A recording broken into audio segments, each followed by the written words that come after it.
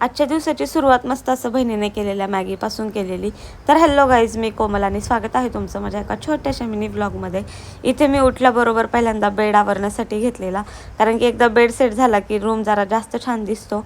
त्यानंतरनं मी fresh वगैरे झाले आणि इथे नारळ पाणी पिण्यासाठी घेतलेलं.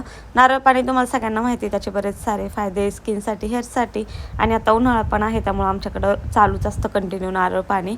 आणि मस्त असं पित होते मी. फ्रीजमध्ये ठेवलेला हा नारळ, त्यासाठी इतकी सारी भांडणं चालली होती.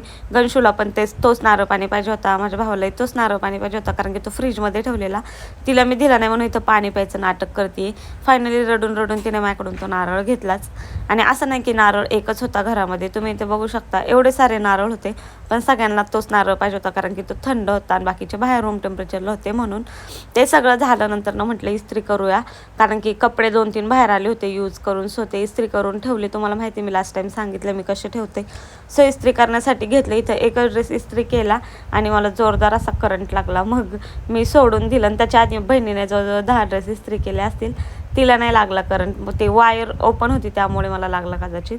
नंतर नाही ते मी मोमोज मागवलेले, पण त्या रायडरकडनं माझ्यासमोरच माझी ऑर्डर अशी जोरदार खाली पडली. तर त्याचे हाल तुम्ही बघू शकता. पण काय करणार, पैसे दिले ते मग खाल्लं. नंतर झोपले आणि उठून पाहते तर खूप सुंदर असं वातावरण झालं, पूर्ण ऑरेंज. सो असा होता माझा आजचा दिवस. आय होप तुम्हाला आवडला असेल. So thank you.